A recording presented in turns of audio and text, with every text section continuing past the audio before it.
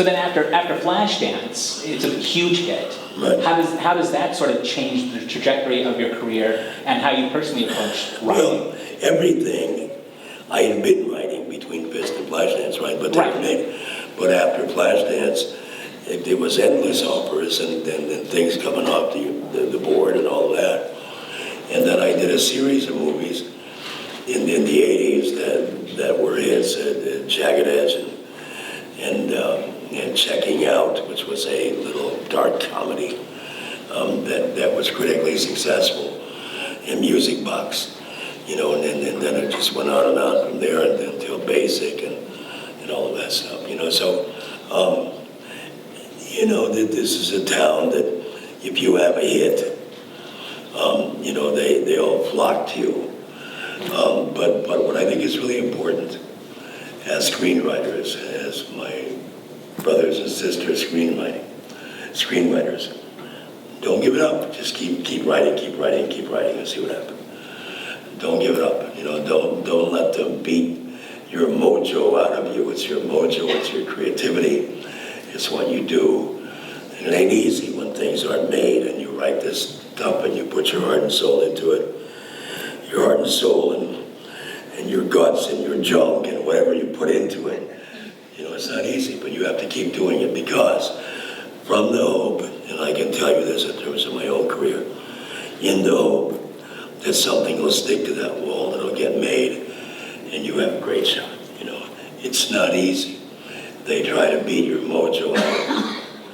And a lot of people, it happens, and it's not easy to look in the face of that kind of continuing defeat in terms of movies being made. How many scripts at that time did you write on Spec, and how many did the studio ask you to write? I've always really believed in specs, for me, and that's for me. The reason for that is I don't like bitching. I feel like Willie Loman at the end of the day selling shoes. So I'd much rather write it and see what happens to it. I know there are very successful screenwriters who pitch 2 or 3 things each day, different projects, right? I can't do that. But there are also, I think, reasons of protection with it. If you go in and pitch something, you're going to have all kinds of memos and notes from studio people and all of that, if they're interested. If you write it yourself, there's less of a chance of that happening. It's not a fait accompli, but it's more difficult. To put it in the grossest Hollywood vernacular, it's more difficult for them to piss into it if it's all done, as opposed to ideas and things like that. So I've always tried to do that, and out of the 30-some scripts that I've written, I would say 80-90% are original screenplays that are specs, that we take out and then see what happens. Now, many of those don't work.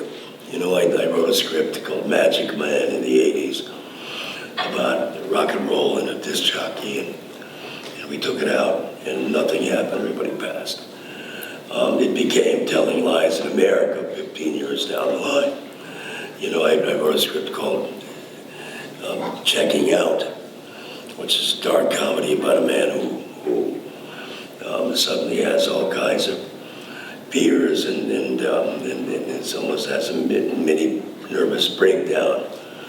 That didn't sell, and everybody said, well, this is really bleak and dark, and it's never going to get made, and in fact, it never did, except 10 years down the line, George Harrison's company read it, bought it, and made it. Not very well. Jeff Daniels, the movie didn't work, but they made it. So you never know. You never know what comes out of the walls. And I've always believed in that. What I've always really believed in is writing to take it from your heart and your soul, and then let God decide what's going to happen to it in some ways.